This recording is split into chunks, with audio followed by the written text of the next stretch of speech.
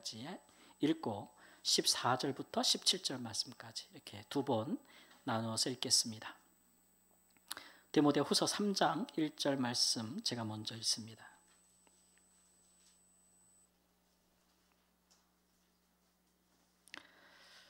너는 이것을 알라. 말세에 고통하는 때가 이르러 사람들이 자기를 사랑하며 돈을 사랑하며 자랑하며 교만하며 비방하며 부모를 거역하며 감사하지 아니하며 거룩하지 아니하며 무정하며 원통함을 풀지 아니하며 모함하며 절제하지 못하며 사나우며 선한 것을 좋아하지 아니하며 배신하며 조급하며 자만하며 쾌락을 사랑하기를 하나님 사랑하는 것보다 더하며 경건의 모양은 있으나 경건의 능력은 부인하니 이 같은 자들에게서 내가 돌아서라. 아멘. 14절 말씀 제가 먼저 읽습니다. 그러나 너는 배우고 확신한 일에 거하라. 너는 내가 누구에게서 배운 것을 알며 또 어려서부터 성경을 알았나니 성경은 능히 너로 하여금 그리스도 예수 안에 있는 믿음으로 말미암아 구원에 이르는 지혜가 있게 하느니라. 모든 성경은 하나님의 감동으로 된 것으로 교훈과 책망과 바르게 함과 의로 교육하기에 유익하니 이는 하나님의 사람으로 온전하게 하며 모든 선한 일을 행할 능력을 갖추게 하려 함이라. 아멘. 우리는 모두 우리가 살아가고 있는 이 시대가 평안했으면 좋겠죠? 그리고 우리의 삶이 행복했으면 좋겠습니다.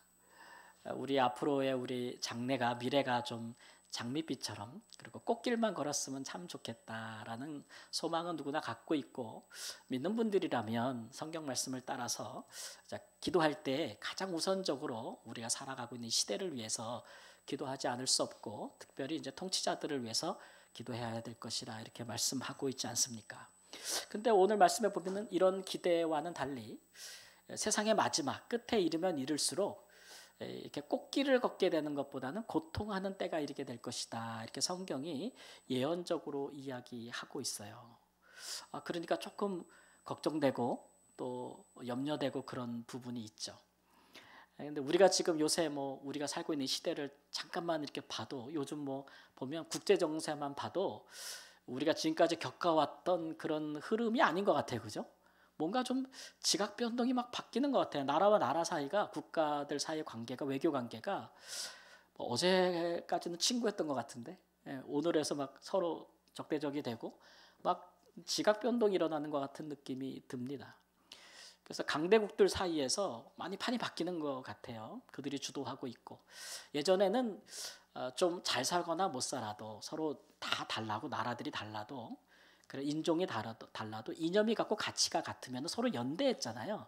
그래서 두 진영으로 쪼개지기도 하고 막 그렇게 됐는데 지금은 그런 것도 상관이 없는 것 같아요. 그죠? 그리고 예전에는 강대국들이 약소국을 돕는 것을 당연히 여겼다고요. 원조하거나 이런 것들. 근데 지금은 그럴 이유가 없다는 주장들이 훨씬 큰 지지를 받고 있습니다. 그렇게 되니까 좀 걱정이 좀 되지요. 뭔가 우리가 지금까지 이렇게 안정적으로 오고 있던 우리의 뭔가의 큰 흐름들이 지금 바뀌고 있는 것이 아닌가 그런 걱정이 좀 되지요. 이럴 때 다시 무슨 온 지구상에 막 경제 위기나 막 코로나 같은 그런 게 오면 예전처럼 이렇게 국가들이 잘 힘을 합해서 위기에 대응할 수 있을까? 전에만큼 그렇게 할 수 있을까? 아니면 우리나라는 다시 위기가 온다면 예전처럼 국민들이 다 마음이 하나가 돼서 이 위기를 똘똘 뭉쳐서 극복할 수 있을까에 대해서 좀 염려가 생긴다라는 건 저만의 기운은 아닐 것입니다. 여러분들도 요새 돌아가는 얘기를 들어보면서 좀 걱정이 있을 수도 있어요. 근데 이런 이제 나라들 사이의 이런 질서의 변화들은 사실은 그 각 나라에 있는 국민들의 변화기 때문에 통치자들이 거기에 맞춰가는 부분들도 적지 않습니다. 그렇죠? 그렇기 때문에 사람들이 어떻게 변하고 있는가를 우리가 좀 읽어보면 질서가 그렇게 바뀌고 있구나 이런 것도 감을 잡을 수가 있거든요. 오늘 성경에 보니까 사람들이 막 고통하는 때가 이를 때 나타나는 사람들의 그 특성들이 뭐냐 그러면 여러 개 나와 있잖아요. 지금 한 20개 나와 있는 것 같아요. 그래도 먼저 있는 거 나중에 있는 게 있으니까 뭐가 더 중요한 것 같아요? 먼저 있는 거. 제일 먼저 나오는 게 가장 두드러진 특징이라고 할 수 있는데 오늘 말씀 2절 말씀해 보니까 한번 따라해 보실까요? 자기를 사랑하며 돈을 사랑하며 자랑하며 교만하며 비방하며 이런 거. 사람들이 막 이런 성향들을 갖게 되면서 그 시대가 고통의 시대로 들어간다라고 성경이 가르치고 있습니다. 그러니까 다른 뒤에 나오는 것들은 자기 사랑하고 돈 사랑하면서 나타나는 특징들이에요. 부모를 거역하며, 사람이 본성상 부모를 거역하기가 어렵지 않습니까? 그런데도 요즘 보면은 부모를 거역하거나 부모를 공경하지 않는 가장 1순위 이유를 뽑으라면 마음은 원이로되 육신이 약한 게 아니고 돈이 없어서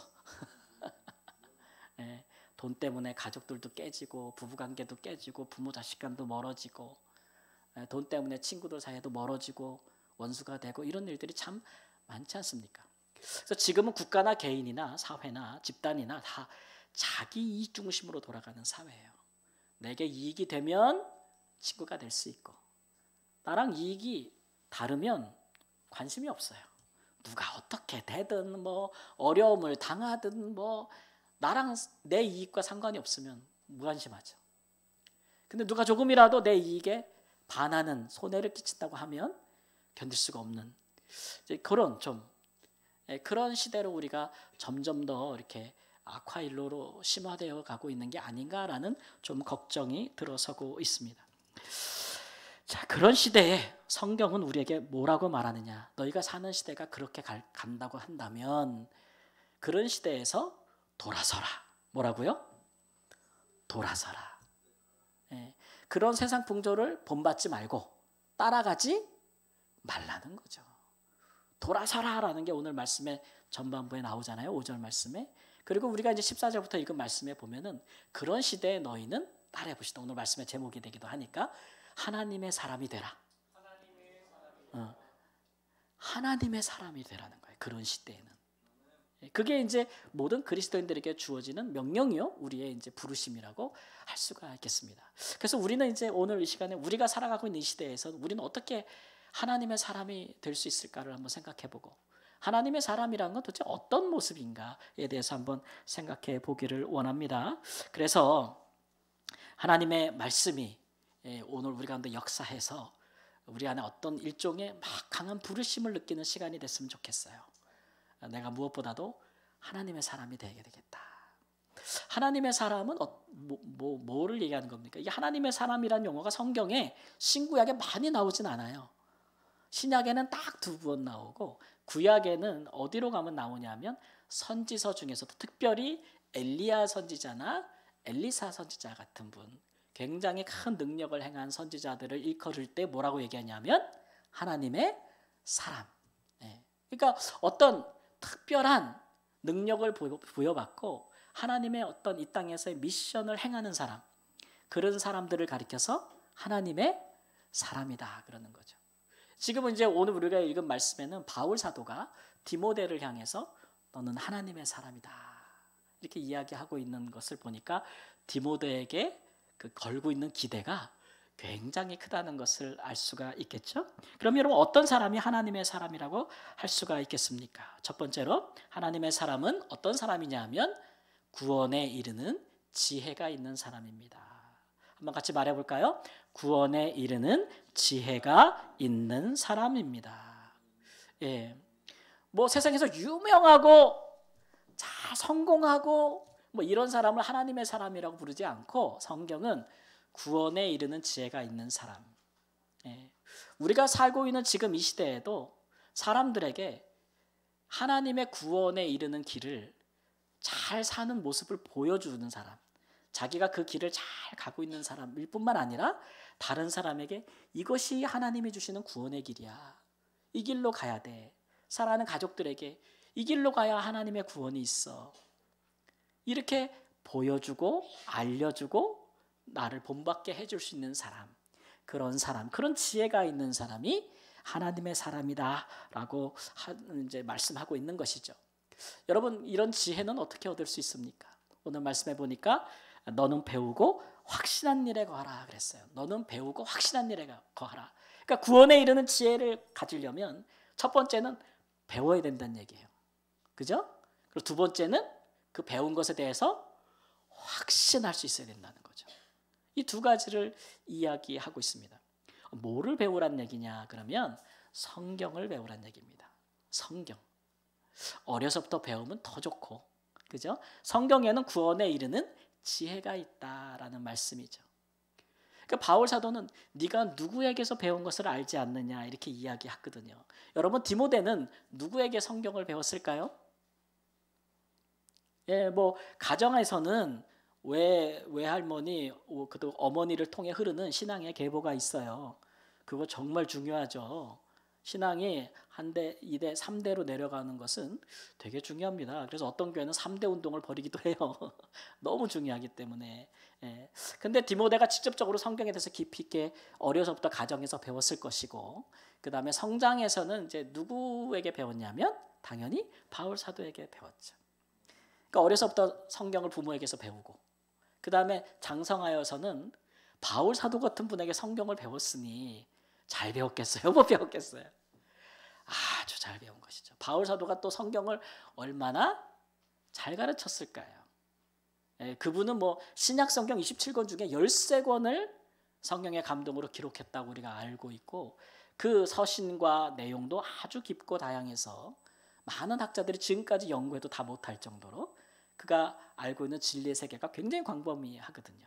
하나님께 계시로 받은 것도 많고. 그러니까 이런 좋은 스승을 뒀다는 것은 디모데에게는 참 큰 축복입니다. 그렇죠?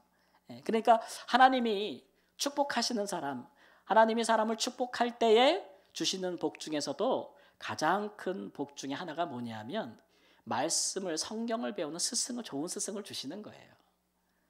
말씀을. 제일 먼저는 어디서부터? 가정에서부터. 언제부터요?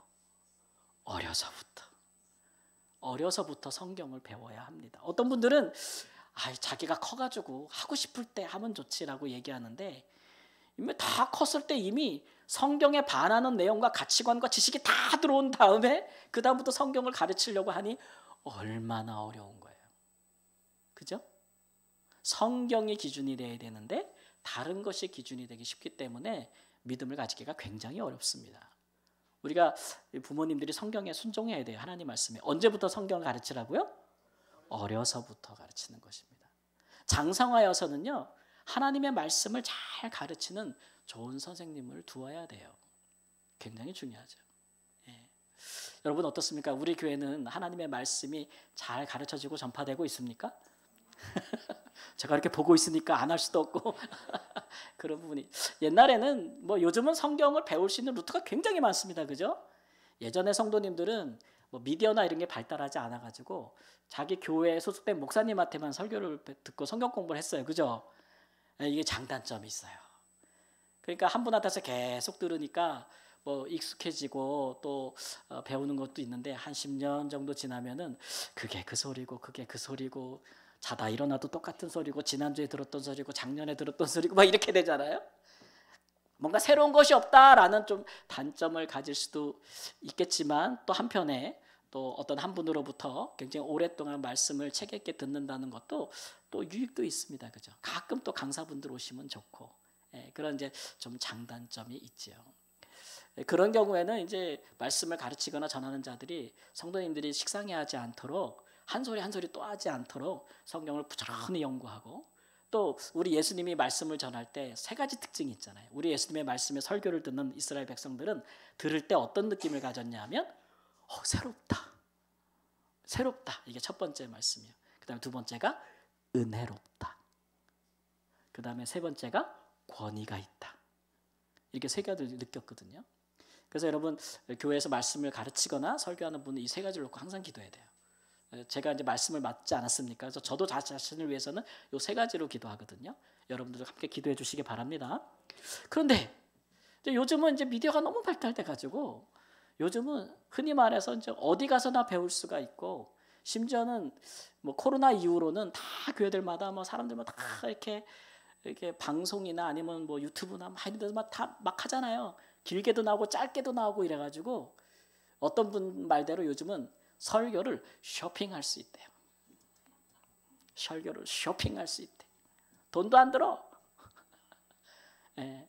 핸드폰만 있으면 되니까 뭐 운전할 때든지 언제든지 막 여기저기 뭐 큰 교회 목사님, 어디 유명한 목사님 TV 방송 막 다 볼 수 있다는 거죠. 그죠? 예. 근데 여러분, 한 가지 우리가 알아야 될 게 있어요. 그게 뭐냐면, 설교는 하나님의 말씀을 배우는, 성경을 배우는 유일한 방법이 아닙니다. 예. 설교는 하나님의 성경을 설교자가 해석하고 이해해서 선포하는 거예요. 그죠? 하나님 말씀 그대로 하려면 그냥 성경만 선포하면, 읽으면 끝나는 거예요. 그게 아니고 그거를 해석해서 또 우리의 언어로 바꿔서 우리 성도님들이 무엇에 관심이 있을까 생각을 하고, 주제를 정하고 본문을 선택해서 우리가 사는 세상을 생각을 하고, 그래서 전하기 때문에 설교자의 그 생각과 방향, 이해에 굉장히 큰 영향을 받겠죠? 그래야 하나요? 그러니까 여러분 아실 거예요. 똑같은 본문에서 설교자가 똑같은 메시지를 전하는 게 아니잖아요. 그렇죠? 다만 전체적으로 하나님의 말씀에 벗어나지 않으면 우리가 받는 것인데, 그러니까 설교만 계속 주장창 여기저기 다 듣는다고 해서 성경을 배우는 건 아니라는 거예요. 요즘요, 아주 그 검증되지 않은 것도 여러분 굉장히 많습니다. 방송이나 이런 SNS나 이런 그 플랫폼을 통해서 나오는 것들은 조회수가 굉장히 중요하거든요. 딱 들었을 때 벌써 3, 4초 안에 사람들의 10초 안에 관심을 끌어야 돼요. 그렇지 않으면 안 듣잖아요, 계속. 그죠? 그래서 이번에 쇼츠도 많이 나오고 막 이런단 말이에요. 그래서 이 방송을 타는 설교들은 기본적으로 이 사람들의 관심을 끌 수 있는 자극적인 단어, 언어, 이런 것들을 많이 사용합니다. 시청자를 잡아야 되니까. 그렇죠? 그리고 길게 보지 않기 때문에 많은 내용을 너무너무 축소해가지고 사람들이 그냥 딱 직관으로 탁 받을 수 있는 내용들을 하지 깊이 상고하는 말씀들이 적어요. 그리고 기본적으로 방송이라는 건 또 돈이랑 얽혀 있기 때문에 돈을 내면서까지도 하는 분들이 많거든요. 심지어 저도 이렇게 기독방송을 보다 보면 어떻게 저런 설교를 할까라고 심히 우려되는 설교도 버젓이 방송에 많이 나오는 것을 들을 때가 있어요. 예, 그건 뭐 레거시 미디어만 그런 게 아니고 마찬가지죠. 그러니까 그런 것들을 우리가 들을 때 이 무비판적으로 받아들이면 될까요, 안 될까요? 안 되는데, 이 영상이라는 것은 우리에게 사고의 기능을 가져다 주는 것이 굉장히 좀 적어요. 그러니까 보면 그냥 흡수하는 것들이 더 강하단 말이죠. 그래서 굉장히 조심해야 됩니다. 예. 기본적으로 그래서 우리에게는 말씀을 들을 때 그것이 하나님의 말씀에서 벗어난 건지, 아니면 그냥 쇼에 불과한지, 사람들을 끌어모으고 성경에 기반하지 않은 자기 얘기, 사람들을 자극할 만한 관심이 있는, 호기심이 있는 것들로 사람들을 끌고 있는지, 정말 하나님에 대해서 또는 구원에 관하여 가르치는 말씀인지 아닌지 분별할 수 있어야 돼요. 맞죠? 그렇지 않으니까 많은 사람들이 미혹되고 있는 거예요, 지금. 굉장히 그렇기 때문에 여러분, 그 분별하려면 우리 안에 분별력이 생겨야 됩니다. 성경은 듣는 것만으로, 남의 설교를 듣는 것만으로 배워지지 않아요. 여러분도 성경을 읽고 생각해야 돼요. 성경에는 하나님의 직접적인 말씀들이 구약에 많이 기록되어 있지 않습니까? 신약에는 예수님께서 직접 하신 말씀들이 많이 기록되어 있지 않습니까? 우리가 그 시대, 구약의 수천 년 전의 사람들과 신약에 있는 또 그 사람들, 그 설교를 들었던 사람들보다 우리가 이해력이 딸릴까요? 지금 이 시대를 살아가고 있는 우리가? 지식에 있어서, 이해력에 있어서 우리가 모자랄까요? 절대 그렇지 않습니다. 충분히 우리가 읽으면서 하나님의 말씀을 깨달을 수도 있고, 그러하구나 알 수 있는 거예요. 그것이 동반되어져야 되지, 전적으로 설교를 많이 막 여기저기 들으면서 내 마음에 와닿는 것만 다 가져간다고 해서 우리의 영혼이 건강해지지 않는다는 거예요.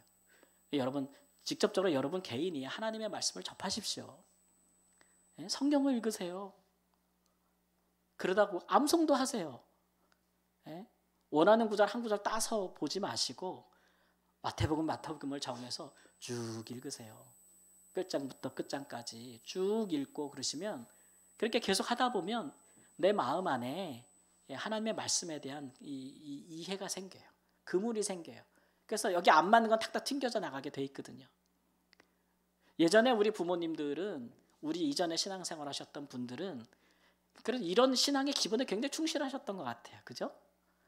항상 집에서 하루에 몇 장 성경을 읽고 아무리 바쁘고 아무리 농사일이 힘들고 힘들어도 계속해서 성경을 읽는 습관들을 가지셨던 것 같은데 우리가 좀 그런 부분들은 본받아야 되지 않나 생각을 합니다. 성경을 잘 배워야 되는 줄을 믿습니다.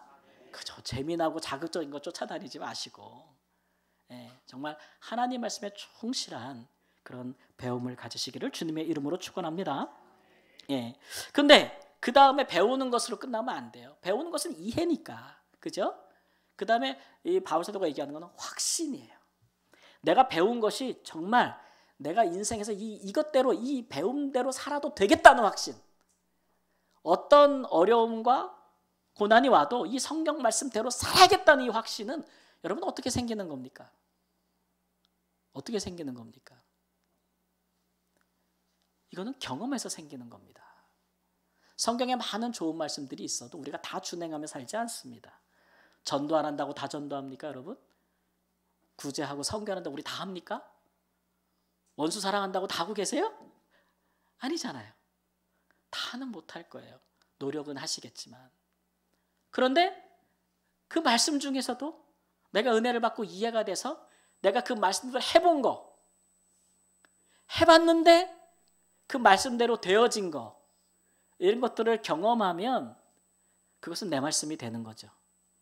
내가 순종하여 내가 경험한, 체험한 하나님의 말씀이 되는 거 아니겠습니까?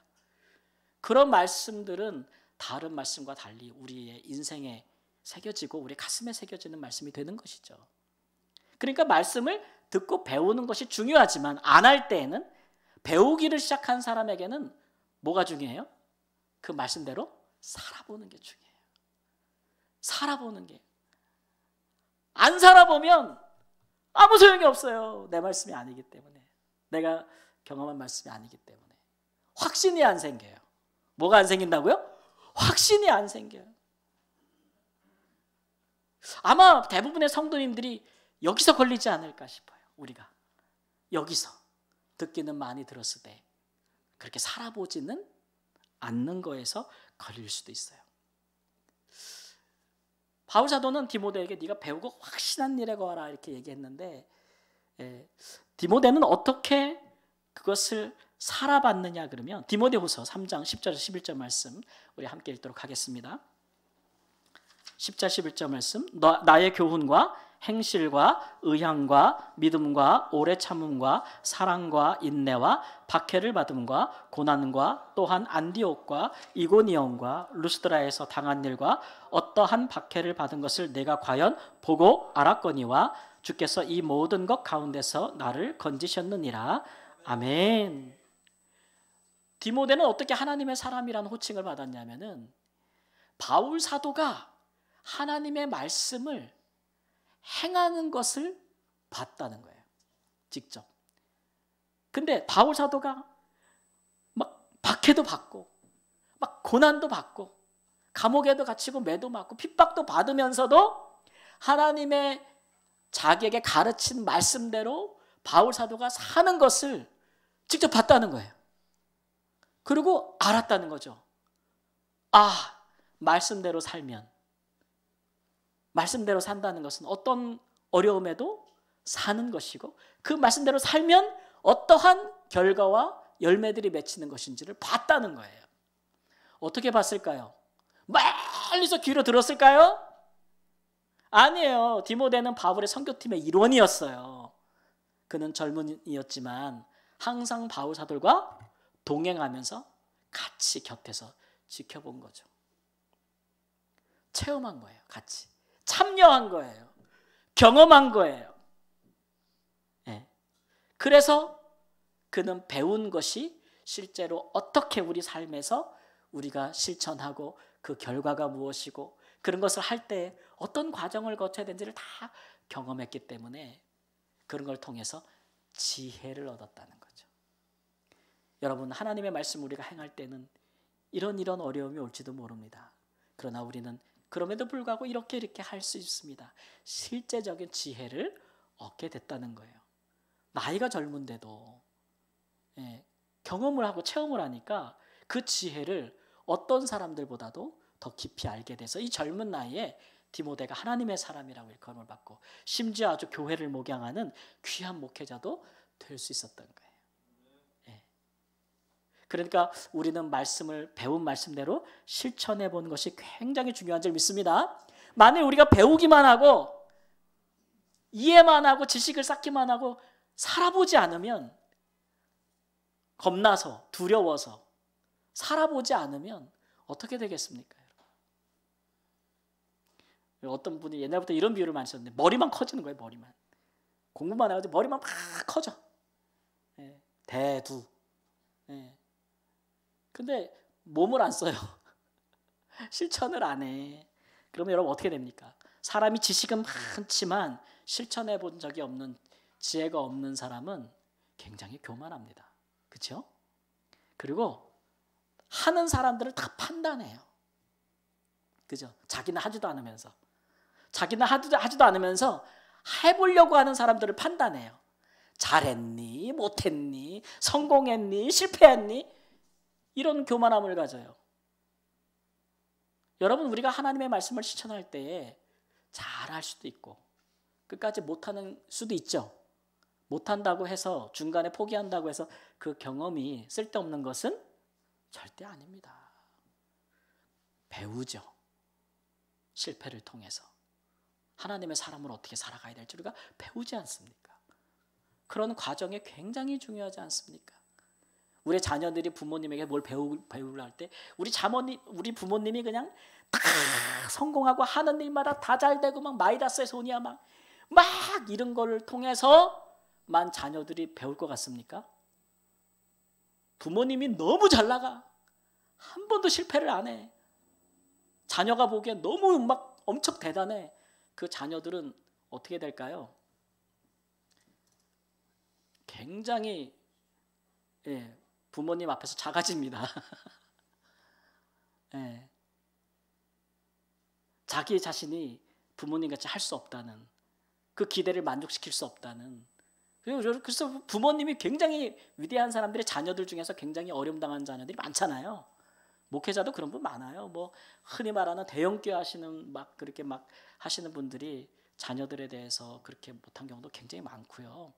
많잖아요, 그죠? 그러니까 이 배움이라는 것은요, 항상 잘 되는 것으로, 잘하는 것으로만 배우는 건 아니에요. 때로는 실패하는 것으로도 배우는 거죠. 근데 중요한 거는 하는 거예요. 하는 거.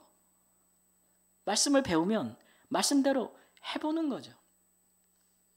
전도도 해보고 선교도 해보고 구제도 해보고 기도도 해보고 다 해보셔요. 그럴 때 하나님께서 그렇게 할 때에 어떻게 하시겠다는 말씀을 경험하게 될 것입니다. 그렇게 보고 알고 배우라. 그렇게 해보고 나면 뭐가 생겨요? 확신이 생겨요. 확신이. 여러분, 확신이 없이 뭐를 할 수가 있습니까? 뭘 하려면 확신이 있어야죠. 확신이. 그냥 무대뽀 말고 확신이, 보고 배운 바, 확신이 서게 되면 그런 사람들이 구원에 이르는 지혜가 있는 하나님의 사람이 되는 줄 믿습니다. 확신이 굉장히 중요해요. 이거 다른 말로 믿음이란 말이잖아요.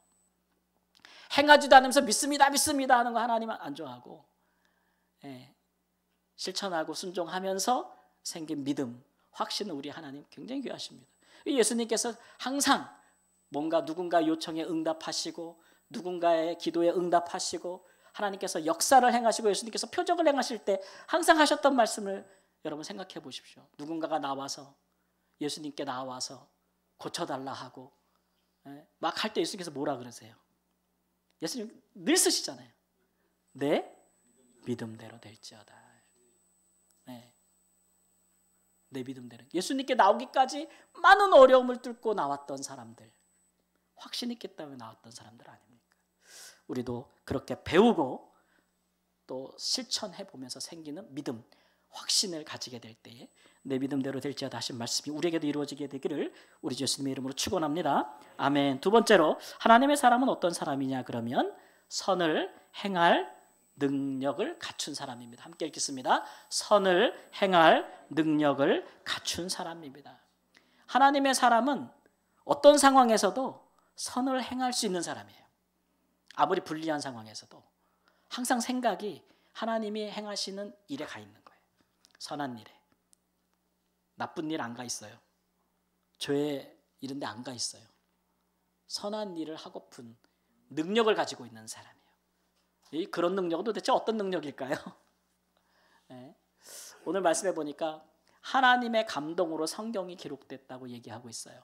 하나님의 감동으로 성경이 기록됐어요. 여러분 성경에 보면 많은 사람들이 나오잖아요. 이 사람들이 다 하나님과 동행하고 하나님과 함께 일한 사람들 아니겠습니까? 동역한 사람들. 그런 사람들이 하나님의 감동을 힘입어서 하나님의 감동으로 하나님과 함께 동역하는 거 아닙니까? 그러니까 하나님의 능력, 이 선을 행할 능력이 있는 사람들에게 가장 중요한 것은 하나님의 감동입니다. 하나님의 감동하심이 임해야 받아야 우리가 어떤 상황에서도 하나님의 뜻을 실천할 수 있는 그런 사람이 능력을 갖게 되는 거예요. 네. 우리의 의지와 우리의 것으로는 한계가 있는 것이죠. 하나님의 감동이라는 것이 뭐냐 그러면 성경의 원어적으로 보면 하나님의 호흡이에요. 숨. 예, 이거 생각하면 우리가 창세기 2장 7절 말씀에 어떤 말씀이 있어요? 하나님이 사람을 지으시고 흙으로 빚어 사람을 지으시고 사람에게 뭘 불어넣으셨어요? 생기를 그 코에 불어넣으시니 사람이 생명이 된지라 그랬어요. 하나님의 숨, 감동이란 건 이런 거예요. 하나님의 감동이 그 사람에게 임하기 전에는 흙덩어리에 불과한 거예요. 근데 하나님의 감동이 임하니까 하나님의 숨이 들어오고 나니까 살아있는 존재가 된 거예요. 생명, 살아있는 영이 된 거예요. 그런 의미가 있어요, 우리에게는. 그러니까 하나님의 감동이 우리에게 임할 때와 임하지 않을 때 우리가 선을 행할 능력에 현격한 차이가 있는 것이죠. 그래서 우리가 나는 하나님의 뜻을 행하고 싶어. 나는 어떤 상황에서 선을 행하고 싶어 이럴 때는 하나님의 감동을 항상 우리 마음에 사모하는 마음이 있어야 될 줄 믿습니다. 예, 성령의 감동이 그러면 어떻게 우리로 하여금 선한 일을 하게 하는가? 하나님의 감동이. 하나님이 감동하시면 그 사람에게 능력을 갖게 하십니다. 능력. 이게 이제 디나미스예요.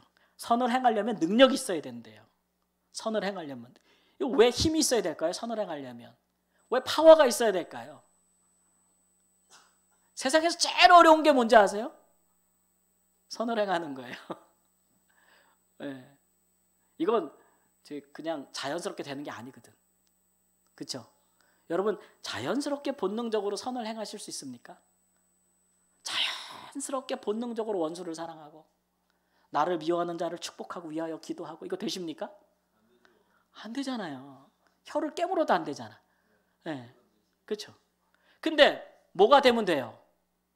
성령이 감동하시면 되는 거예요. 하나님이 감동하시고 성령이 감동하시면 그렇게 할 능력이 생긴다는 거죠. 근데 우리에게 중요한 건 뭐예요? 그렇게 하고 싶은 마음이에요. 하나님 나 그렇게 선을 행하고 싶다. 하나님 말씀대로 살고 싶다. 그러니까 내게 능력을 주세요. 간구할 수 있는 그 마음이 중요한 거죠. 그런 마음을 우리가 성령을 구하는데 우리의 기도를 사용해야 되는 것입니다. 인정해야 돼요. 어떤 거 인정하냐면 따라해보세요. 하나님, 나는 선을 행할 능력이 없습니다. 그거 인정하고 가자고요. 인정하는 것은 능력이 없으니까 안 하겠다는 게 아니에요. 하겠으니까 달라고 하는 거지. 그러한 마음, 그 중요하잖아요. 그 사도행전 8절 말씀에도 뭐라요? 성령이 너에게 임하시면 너희가 뭐를 받는다래요? 권능을 받는다잖아요. 권능. 반대. 선을 행하려면 많은 반대를 무릅써야 돼요. 선을 행하려면 나 자신뿐만 아니라 외부적인 많은 방해가 있어요. 그거 다 이겨내야 돼요. 선을 행하려면 어려움이 많이 와요. 고난이 많이 와요. 사람들이 핍박해요. 그거 다 극복할 수 있는 능력은 성령의 감동으로 오는 줄 믿습니다. 두 번째로 말하면 이 권능, 능력이라는 것도 뭐냐? 이 능력을 갖춘다라고 했거든요. 이 갖춘다라는 말은 어떨 때 쓰냐면은 전쟁에 나가는 군사가 이렇게 그 전쟁에 나가려면 맨손으로 안 나가잖아요. 그죠? 물자 뭐 또 군인들에게 필요한 모든 전쟁 물자들이 필요하지 않습니까? 또 한 예는 뭐 건축 같은 거 할 때 장비 갖추는 거. 이렇게 건축 같은 거 할 때 건축 자재가 있어야 되잖아요. 그런 거 없으면 건축 하다 말지 않습니까? 그런 거 문제, 비용 문제 뭐 이런 것들을 통틀어서 갖춘다고 할 때 이런 표현을 쓰거든요. 예수님께서도 예수님의 제자가 되려면 나를 따라오려면 니네 이렇게 해야 된다라고 말씀하시면서 두 가지 예를 들었잖아요. 건축하는 사람, 타워를 세우는 사람이 비용도 없이 계산한 것도 없이 건축 자재를 살 수 있는 비용을 계산한 도 없이 건축 시작부터 하면 하다가 중단한다 그랬잖아요. 그죠? 전쟁을 하려고 하는 한 나라의 지도자가 우리 군사가 얼마, 저쪽 군사가 얼마, 물자가 어떻게 되고 보급이 어떻게 되고 이런 거 안 따지고 전쟁하면 필패잖아요. 그런 식의 말씀을 하셨거든요. 그러니까 성령의 감동이 오면은 능력을 갖춘다는 얘기는 반드시 마음적인 것만 얘기하는 건 아니에요. 외적인 것도 얘기하는 거예요. 선을 행할 수 있는 그런 준비들, 필요한 것들도 성령께서 갖추게 하신다는 거죠. 갖추게 하신다는 거죠. 그러니까 내가 하나님 앞에 내가 무엇을 실천하려고 하면 사모하고 기도해서 성령의 감동을 받으면 그것을 행할 수 있는 마음뿐만 아니라 능력뿐만 아니라 그 일을 행할 때 필요한 것들도 하나님께서 우리에게 갖추게 하신다는 거예요. 그렇죠? 구제하는 사람이 뭘로 해야 돼요? 구제하는 사람이 뭘로 해야 돼요? 물질이 있어야지 구제도 하는 거 아닙니까? 가난한 사람을. 그죠? 그래서 내가 구제하고 싶다. 그렇게 해서 막 성령의 감동이 오고 내가 이렇게 기도하고 사모하고 내가 항하기로 하면 하나님께서 구제할 능력을 주신다는 건 뭘 주신다는 거예요? 물질도 주신다는 거예요. 물질도 주신다는 거죠. 그러니까 하나님 우리가 선을 행할 때 성령의 능력이 감동이 굉장히 중요하죠. 성령을 늘 구하심으로써 그런 능력도 얻으시기를 우리 주 예수님의 이름으로 축원합니다. 이번 주에 그 아프리카의 남쪽에 동쪽에 있는 섬에 있는 큰 섬 마다가스카르에서 선교사님 두 분이 이제 순교하셨다는 소식 여러분 들으셨죠? 근데 이분들이 굉장히 나이가 많아요. 그러니까 장인어른과 사위인데 장인어른은 벌써 80대 중반이고 88세인가 그러시고 이제 사위도 60대 중반 되셨는데 이 두 분이 한국에서 이제 은퇴하시고 장인어른이 은퇴하시고 이제 아프리카 선교지로 간 거예요. 그것도 굉장히 어려운 곳에 사람들이 많이 사는 도시 말고 굉장히 외진 곳에 가셔가지고 이제 그 사람들에게 이제 복음을 전하시면서 특별히 이제 농사 짓는 법을 가르치시는 거예요. 특별히 이제 뭐 그 비료 같은 거 사면 비싸잖아요. 그 나라에서는. 그러니까 비료 살 수 없는 사람들에게 유기농 비료 만들어서 그래도 먹고 살 수 있는 농사를 질 수 있도록 그렇게 가르치면서 자기들도 굉장히 겸손하게 현지인들과 구분이 없이 그렇게 어렵게 사셨던 분들인데. 근데 참 저는 그거 보면 참 대단하다 그랬어요. 아니 뭐 우리 은퇴하고 나서 이렇게 고생길 가고 싶습니까? 그렇죠? 편하게 살고 싶지. 은퇴하고 나면은 편하게 평생 열심히 일했는데 편하게 그냥 노후를 즐기면서 살고 싶은데 그분들은 다른 사모함을 가졌던 거예요. 내게 있는 기술을 가지고 내가 세상에서 가장 어렵고 힘든 곳에 가서 그곳에 있는 영혼들을 섬기겠다. 그게 사람의 본성에서 나오는 것은 아닐 겁니다. 그렇죠? 그가 사모하였고 하나님께서 그에게 뭐 하셨어요? 감동하셨고 행할 수 있는 능력을 주신 것입니다. 그러니까 여러분이 하나님의 감동은요, 뭐 우리가 뭐 핑계 댈 게 없어. 아유 나는 나이가 많아서 못한다는 거예요. 나는 뭐가 없어서 못한다. 그렇지 않아요. 하나님의 감동은 모든 것을 가능하게 합니다. 다만 우리에게 마음이 있느냐 없느냐예요. 마음이 있느냐 없느냐. 내가 이 세상을 하나님의 사람으로 살고 싶으냐, 살고 싶지 않냐, 그 차이죠. 그 차이. 사랑하는 여러분, 지금은 하나님의 사람이 필요한 때입니다. 그렇지 않습니까? 말세로 갈수록 고통하는 시대가 될 거라고 얘기합니다. 그럴 때 우리는 그곳에서부터 하나님의 사람으로 살아야 됨을 믿습니다. 하나님 말씀 배우고 실천해서 확신하고 선을 행할 능력을 갖추시는 하나님의 사람이 되기를 우리 주 예수님의 이름으로 축원합니다. 아멘. 기도하겠습니다. 하나님 아버지, 우리가 얼마나 부족한지 믿음이 있다고 하지만 실천하지를 못하고, 들었지만 하나님 깨닫지 못할 때도 많고, 깨달아도 은혜를 받아도 행하지 못할 때도 많습니다. 마음은 있으나 여러 가지로 행하지 못하여 기도하지도 않고 하나님 능력을 구하지도 않을 때도 많사오나, 오늘 주의 말씀이 다시 한번 우리를 도전하시니 하나님, 우리가 주의 말씀을 배움과 또 행함에 있어, 그리고 하나님 선을 행할 능력을 갖춤에 있어서 하나님, 하나님의 사람이 될 수 있도록 인도하여 주시고, 우리를 통하여 고통하는 시대에, 사람들이 자기를 사랑하고 돈을 사랑하는 시대에 하나님의 사람으로 굳게 설 수 있고 구원에 이르는 지혜를 보여줄 수 있도록 인도해 주옵소서. 존귀하신 우리 주 예수님의 이름으로 기도합니다. 아멘. 우리 자리에서 일어나셔서 나는 믿네 찬양 드리겠습니다.